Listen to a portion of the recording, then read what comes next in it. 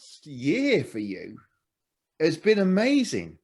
I mean, Yeah, I remember we talked about your Instagram, and I yeah, remember seeing your fuzzies on Instagram.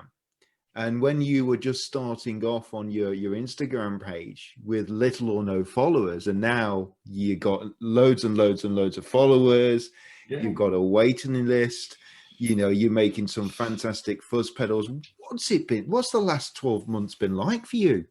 It's been like really kind of a dream come true for me. I've been kind of just working in retail and food service and doing the band thing for years. So having this opportunity to transform my passion into something that helps me provide for my family has been like kind of this dream come true fantasy. I feel like I'm on a cloud every day, and it's really exciting, and I really enjoy all the weird things that I have to do. Like, people come at me with all sorts of strange ideas, and I always feel like I'm like the Willie Wonka of fuzz. I get to make bizarre dreams come true for all the fuzz, people, and it's really fun. I like that. The Willy Yeah. Wonka of fuzz. Yeah. I love Yeah. I like doing it. I like doing it kind of wonky and weird. Like I don't, I've thought about kind of modernizing my approach, and I may at some point to kind of like diversify my line and kind of maybe at some point develop more of a product line that I can kind of talk to distributors with and such. But right now, doing the kind of custom thing has been fun, and it gives me this opportunity to inject soul and personality into each box that I feel like is really enjoyable for me, because I've been a musician for 20 years, and it's art and music and creativity are always at the forefront of like everything I'm pursuing in my life. And I feel like this is kind of a perfect opportunity for me to combine all of these things like music and creativity, and kind of like I've always loved tinkering and machines and technology. Like I love synthesizers and drum machines and pedals, and I'm just kind of a nerd for technology, music technology and stuff. So this is really like, this is it, man. Like I feel like I found my thing. It's cool. I don't, when you say, I think we all are quite nerdy in the pedal community, but I mean, are you nerdy for analog, or are you nerdy for more? I mean, I can see some more modern sort of, audio equipment at the back there. You nerdy for yeah. that too? These are old rack units. These are actually analog. This is a cool Valley People compressor. It's from like the 80s. These were used in some kind of recordings and stuff. I kind of am like a gear hoarder. Like I have like 3 drum sets and like 7 guitars and like 5 amplifiers, and I wish it was all incredibly glamorous equipment. It's not always. A lot of times it's just kind of junk. But I like making art. So like if I find something that's really just makes a cool noise, I'll grab it and throw it in the collection. So I've got a lot of kind of junky trinkets mixed in with kind of cool pieces that are fun. And I like to record music. I like to write songs. I like to just kind of create music for my own personal enjoyment. And now building Fuzz, I get to just sit around and play guitar all day for money. It's really fantastic. So like, well, in Willy Wonka terms, that's the golden ticket. yeah, it really is. And it's kind of awesome. I get to sit around and bash guitar chords out through monster fuzzes, all day long. And it drives my neighbors and my wife and my dogs and my son crazy, but I'm a happy person now. So, it's really Brilliant. Brilliant. Yeah. So, I mean, you mentioned music and art. What bands and music and artists and guitarists does Pat Brown like? All right. So that's a great question. I love so many different types of music, and I'm kind of always like, I go through phases where I really, really like obsess over different stuff. So like, I guess I'll just take you across the greatest hits of my life. So I got into music when I was about 11 or 12 years old, and it started with like the Red Hot Chili Peppers and the Doors. Don't ask me why. I don't know why it was those two groups that like made me think music was good, but those two groups were, I was like, okay, music's good now. And so with the Doors and the Red Hot Chili Peppers, it kind of evolved into more like Led Zeppelin and Pink Floyd.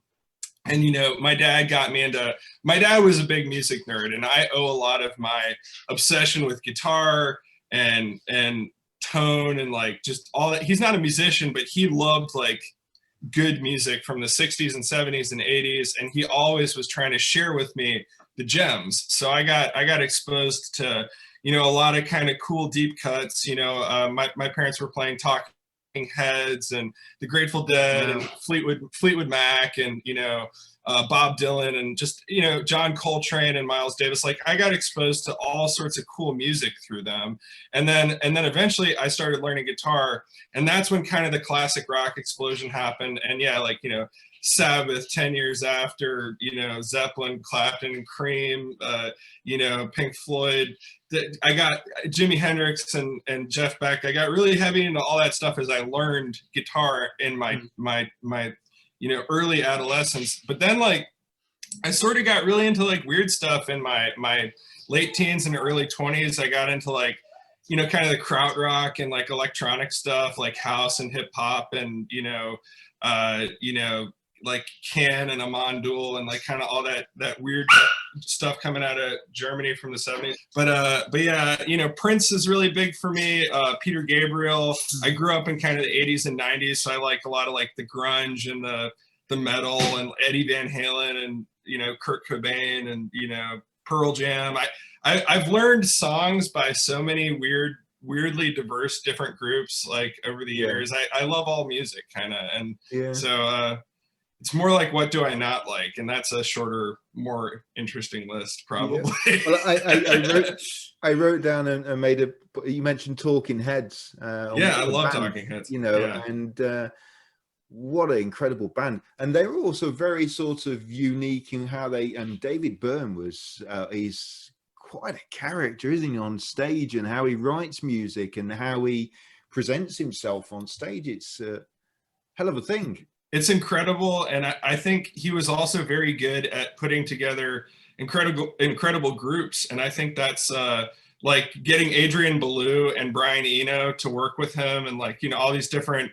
He was just a genius at putting together these projects that produced results, you know, and I think that's why throughout the years the Talking Heads never really released a bad album, is because they were constantly evolving and constantly asking themselves, how can we make this like incredible, you know, instead of like, let's do another Talking Heads album. And I think that's, and if, you know, like, yeah, I think they're one of the best groups probably ever, you know. I think they're incredible, you know. I agree. Superb. Absolutely superb. So, okay, look, when did you start building pedals or modding them? When did the rabbit hole start for you? So soldering iron, you know, I started soldering things a lot in 2014 or 2015 because I started doing tech work in Greensboro, where I'm from, Greensboro, North Carolina. I started doing tech work locally for bands because I was playing shows and I was working in food service and I was, you know, gigging, and I was like, hey guys, I can fix your guitars. I can mod them. I can, you know, I can do fret work, whatever. Give me some extra money on the side. I'll make your instruments cool.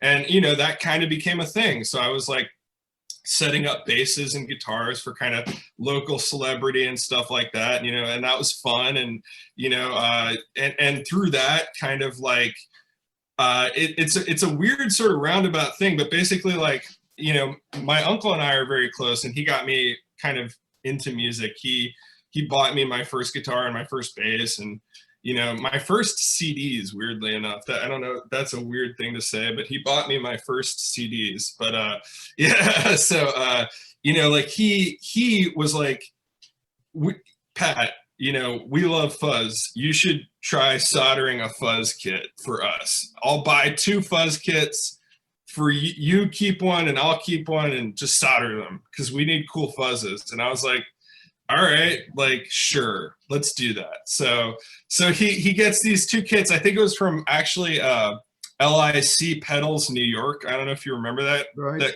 The company, Chris Kariakos, I believe is his name, but he's out of New York, and he was selling like kind of boxes with holes and like a strip board with the kind of pre-cut and like, you know, a few components and some transistors that have been measured ahead of time, presumably, and some instructions, you know, a strip board layout, you know, and that was like a kit. So my uncle bought 2 of those and sent them to me, and I tried to build one of them, I think on a balmy summer afternoon, you know, maybe in 2018 or 19, somewhere in there, and I just totally bombed it. I did a terrible job. It did not work. It did not function. Like you said, that makes me feel so much better. Yeah, you know, it just like didn't. You bombed on a pedal. It just didn't really work. So you know, I kind of decided I should probably, you know, put this down for a while, and you know, I didn't really mess around with it again, but I bought a BYOC extra special vintage Mark II tone bender kit with the PCB and the box, and I successfully assembled that, and that kind of built my confidence a little bit, that okay, like you can make a working pedal. And so, you know, the musician thing kind of got busy and hectic, and for a year there, and then the pandemic hit, and you know, I became friends with this guy Mike Timpson, who his Secret Electric Effects out of California. He's one of my best friends now, and at the time, it was right before I lost my job in March, and I ordered a Zonk machine from him, and it was his first one he'd ever made.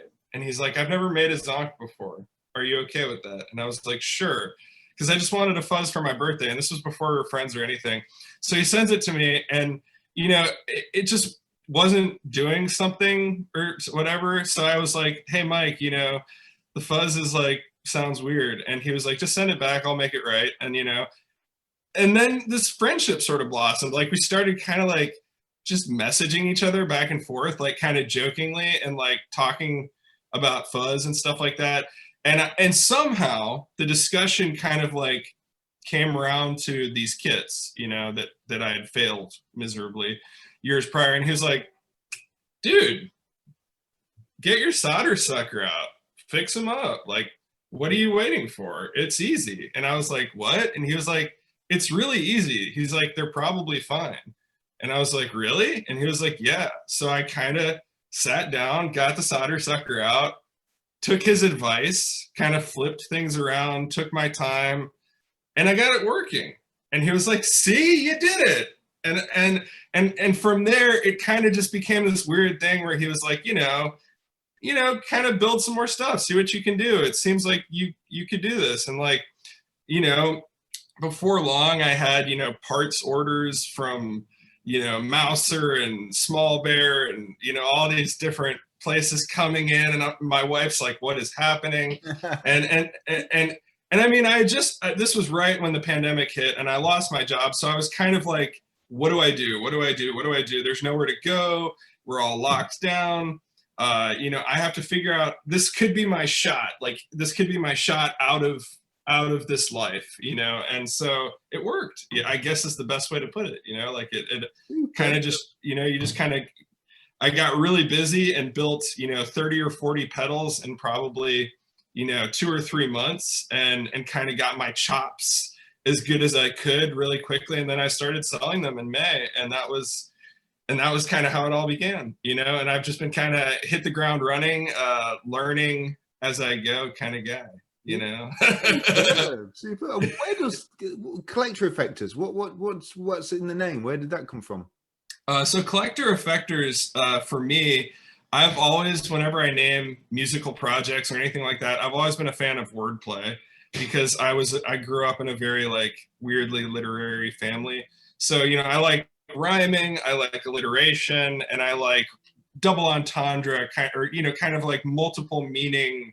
I like it when things kind of like I don't know. I like symbolic stuff. So Collector Effectors to me is kind of this cool idea that like, you know, pedals are something you collect, but I make fuzzes, and one of the key elements of how a germanium fuzz operates one of the most important anatomical elements of a transistor is the collector. It's a collector base in the emitter. So I thought collector effectors, it has this kind of double meaning of like, people love to collect pedals, and I want people to collect mine, and mine are going to be germanium fuzzes where 9 volts is going to hit that collector on Q1, and that's where the magic is going to start happening, and then it rhymes, which is fun.